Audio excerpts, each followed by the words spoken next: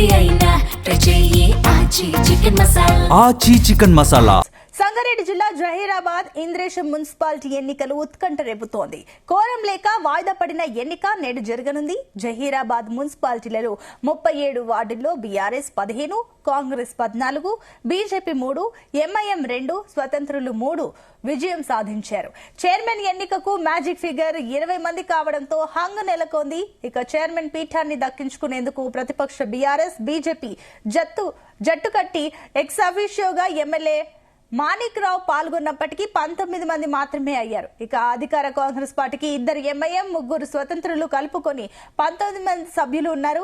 X అఫీషియోగా MP Suresh Shetkar ఓట్తో 20 మంది సభ్యులతో chairman పీఠాన్ని దక్కించుకునేందుకు సిద్దమయ్యారు.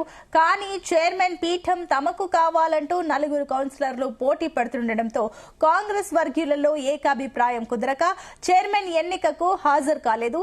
ఇక కాంగ్రెస్ పరిస్థితి ఇలా ఉంటే ప్రతిపక్ష బీఆర్ఎస్ మాత్రం చైర్మన్ పీఠాన్ని దక్కించుకుంటామని ఎమ్మెల్యే మాణిక్ రావు ప్రకటించడం ప్రాధాన్యత సంతరించుకుంది.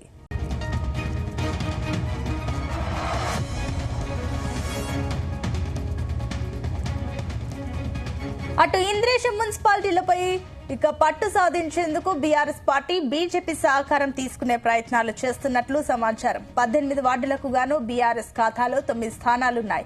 ఇక కాంగ్రెస్ నుంచి 6, బీజేపీ నుంచి 2, ఒక చోట స్వతంత్ర అభ్యర్థి గెలుపొందారు. ఇక్కడ ఎక్స్ అఫీషియో సభ్యులు కీలకమయ్యారు. అదే సమయంలో జహీరాబాద్ మున్సిపాలిటీలలో స్వతంత్ర కౌన్సిలర్ల మద్దతుతో చైర్మన్ పీఠాన్ని దక్కించుకునేందుకు గులాబీ పార్టీ వ్యూహాలు రచిస్తోంది. మరోవైపు జహీరాబాద్ లో స్వతంత్రులను తమ వైపు తిప్పుకునేందుకు కాంగ్రెస్ పార్టీ కూడా చర్యలు చేపడుతోంది. ఈ పరిణామాలతో 2 మున్సిపాలిటీల్లో రాజకీయమైతే ఉత్కంఠ నెలకొంది. ఇవాళ జరిగే ఎన్నికల్లో ఏ పార్టీకి పీఠం దక్కుతుందనేది మాత్రం ఆసక్తిగా మారింది. ఇదే అంశానికి సంబంధించి మరిన్ని డీటెయిల్స్ మా కరెస్పాండెంట్ నగేష్ అందిస్తారు. Nagesh, good morning. Good morning Sunitha. Sangareddy జిల్లాలో 2 మున్సిపాలిటీలకు సంబంధించి ఇంకా ఉత్కంఠ కొనసాగుతుంది. ముఖ్యంగా అటు జహీరాబాద్, ఇటు ఇంద్రేశం 2 మున్సిపాలిటీల్లోనూ సరైన వార్డులకు పూర్తి స్థాయి మెజార్టీ రాకపోవడంతో కాంగ్రెస్, బీఆర్ఎస్ అయితే పోటీ పడుతున్నాయని చెప్పొచ్చు. జహీరాబాద్ మున్సిపాలిటీని తీసుకుంటే కాంగ్రెస్ అక్కడ 14 స్థానాలను 14 వార్డులను గెలుచుకుంది. బీఆర్ఎస్ 15 వార్డులను గెలుచుకుంది.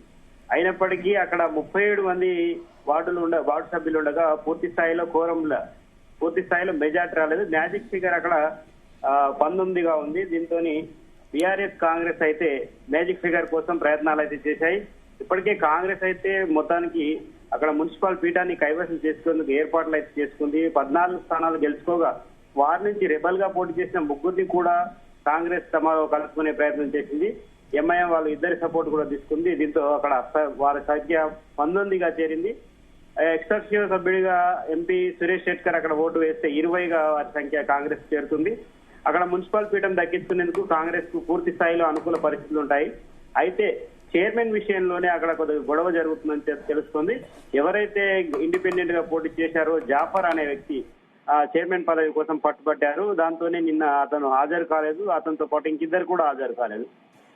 ఈ నేపథ్యంలో నిన్న బీఆర్ఎస్ సభ్యులు ఎవరైతే వచ్చారో బీజేపీ, బీఆర్ఎస్ వారు అక్కడ నుంచి ప్రమాణం చేసి వెళ్ళిపోయారు. చైర్మన్ ప్రమాణ స్వీకారం కావాలంటే పూర్తి స్థాయిలో మద్దతు కావాలి కాబట్టి ఈ రోజు దానికి సంబంధించిన పూర్తి స్థాయి ఎన్నిక జరుగుతుంది. అయితే జాఫర్ కు మున్సిపల్ చైర్మన్ పదవి ఇచ్చే అవకాశం ఉన్నట్లుగా తెలుస్తుంది. వైస్ చైర్మన్ కూడా ఇంకో ఇండిపెండెంట్ గా ఇస్తారని అయితే ప్రచారం జరుగుతుంది. మొత్తానికి జహీరాబాద్ మున్సిపల్ సెగ్మెంట్ లో ఎవరైతే కాంగ్రెస్ పార్టీ నుంచి రెబల్స్ గా పోటీ చేసి గెలిచారో వారికే ఈసారి చైర్మన్, వైస్ చైర్మన్ పదవి దక్కే అవకాశం ఉంది. ఎందుకంటే కాంగ్రెస్ పార్టీ ఊహించిన రీతిలో అక్కడ మెజార్టీ సాధించకపోవడమే ఇందుకు కారణంగా చెప్పుకోవచ్చు. ఒకవేళ 19 లేదంటే 20 స్థానాలు దక్కి ఉంటే స్వతంత్ర సభ్యులు లేదంటే ఎంఐఎం మద్దతు వారికి అవసరం లేదు. కానీ అక్కడ పరిస్థితి అలాగా లేదు. కాంగ్రెస్ 14 స్థానాలు సొంతంగా కైవసం చేసుకోవడంతో రెబల్స్ ఎవరైతే పోటీ చేశారో స్వతంత్రులుగా వారే అక్కడ కీలకంగా మారారు. వారి షరతులను కట్టుబడి కాంగ్రెస్ అక్కడ మున్సిపల్ పీఠాన్ని దక్కించుకునేందుకు సిద్ధమైంది. అటు ప్రతిపక్షం చూస్తే బీఆర్ఎస్ కు 15 వార్డులు వచ్చాయి. 15 వార్డుల కౌన్సిలర్లకు సంబంధించి వీరు బీజేపీ మద్దతు కోరారు. బీజేపీ నుంచి అక్కడ 3 సభ్యులు గెలిచారు. ఆ 3 మద్దతు తీసుకున్నప్పటికీ వారికి మెజార్టీ మ్యాజిక్ ఫిగర్ రావడానికి ఇంకొక అభ్యర్థి అవసరం వచ్చింది. కానీ ఎక్కడి నుంచి కూడా వారికి పూర్తి స్థాయి మద్దతు రాకపోవడంతో నిన్న ప్రమాణం చేసి వెళ్ళిపోయినట్టుగా తెలిసింది. అయితే బీఆర్ఎస్ కూడా ఇంకా ప్రయత్నాలు అయితే ముమ్మరం చేసింది. ఈ రోజు 11 గంటలకు ప్రారంభమయ్యే మున్సిపల్ కౌన్సిల్ సమావేశాల్లో ఎవరైతే తమకు అనుకూలంగా ఓటు వేస్తారని ప్రయత్నాలు చేస్తుందో ఆ ప్రయత్నాల్లో భాగంగా ఇంకా ముమ్మరంగా చర్చలు అయితే కొనసాగుతున్నాయి. పూర్తి స్థాయిలో ఎవరు చైర్మన్ అవుతారనేది స్పష్టంగా తెలియకపోయినప్పటికీ కాంగ్రెస్ అయితే ఇప్పటికీ కృతనిశ్చయంతో ఉంది, మున్సిపల్ పీఠం దక్కిస్తుంది. బీఆర్ఎస్ మాత్రం ఇంకా ఇతరుల సహాయం కోసం అయితే వేచి చూస్తుంది. దీంతో జహీరాబాద్ మున్సిపల్ పీఠం పైన కాస్త ఉత్కంఠ అనేది కొనసాగుతుంది. ఇక ఇంద్రేశం విషయానికి వస్తే ఇంద్రేశంలో ఇటు రెండు పార్టీలకు బీఆర్ఎస్ కు బీజేపీకి మధ్య పొత్తు కుదిరినప్పటికీ వారికి వైస్ చైర్మన్ ఇస్తామని చెప్పారు. వైస్ చైర్మన్ విషయంలో ఇప్పటికీ కొంత చర్చలు అయితే కొనసాగుతున్నాయి. ఈ నేపథ్యంలో ఇంద్రేశం సంబంధించి నిన్నటి నుంచి గూడెం మైపాల్ రెడ్డి తర్వాత ఎవరైతే బీఆర్ఎస్ కీలక నాయకులు ఉంటారో వారితో అయితే బీజేపీ నాయకులు చర్చలు జరిపారు. నిన్న ఇస్నాపూర్ మున్సిపాలిటీకి ఓటు వేసే క్రమంలో రఘునందన్ రావు బీఆర్ఎస్ కు అనుకూలంగా ఓటు వేసి వెళ్ళిపోయారు. ఆ సందర్భంలో కూడా వీరు చర్చలు జరిగినట్టు తెలిసింది మైపాల్ రెడ్డితో. మొత్తానికి బీఆర్ఎస్ బీజేపీ పొత్తు ఓకే, కానీ అక్కడ వైస్ చైర్మన్ బీజేపీ వాళ్ళకి ఇచ్చే ఇద్దరు సభ్యుల్లో ఎవరికి ఇవ్వాలనేది స్పష్టంగా తెలియడం లేదు. ఈ నేపథ్యంలో నిన్న సాయంత్రం వరకు కూడా చర్చలు అయితే జరిగాయి. ఈ రోజు 11 లేదా 12 గంటల సమయంలో ఒక స్పష్టత అయితే వచ్చే అవకాశం ఉంది. అక్కడ కూడా బీఆర్ఎస్ మున్సిపల్ పీఠాన్ని కైవసం చేసుకునే సిద్ధంగా ఉంది. కాంగ్రెస్ కు అక్కడ అనుకూల పరిస్థితులు లేవు కాబట్టి బీఆర్ఎస్ గెలిచే అవకాశం ఉంది మున్సిపల్ పీఠాన్ని. అయితే వైస్ చైర్మన్ విషయంలో చర్చల విషయం కొంత కొలిక్కి రాలేదు, దాంతోనే నేటికి వాయిదా వేశారు. ఈ రెండు మున్సిపాలిటీలకు సంబంధించి అటు జైరాబాద్ లో కాంగ్రెస్, ఇంద్రేశంలో బీఆర్ఎస్ గెలుచుకునే అవకాశం అయితే కనిపిస్తుంది. అయితే పడంచేరు అసెంబ్లీ సెగ్మెంట్ తీసుకుంటే పడంచేరు అసెంబ్లీ సెగ్మెంట్ లో 5 కొత్త మున్సిపాలిటీలు ఏర్పడ్డాయి. ఈ 5 కొత్త మున్సిపాలిటీలను కూడా బీఆర్ఎస్ కైవసం చేసుకోవడం అనేది ఇక్కడ చెప్పుకోదగ్గ విషయం. అంటే ప్రతిపక్షంలో ఉన్న పార్టీ 5 మున్సిపాలిటీలను గెలుచుకోవడం అంటే అదే నాట్ ఏ జోక్. దీంతో ఇక్కడ ఒక చర్చ అయితే కొనసాగుతుంది. ఈ మున్సిపల్ కౌన్సిలర్లను కొనేందుకు పెద్ద ఎత్తున డబ్బులు వినియోగించారు బీఆర్ఎస్ వాళ్ళని అయితే ఒక చర్చ అయితే నడుస్తుంది.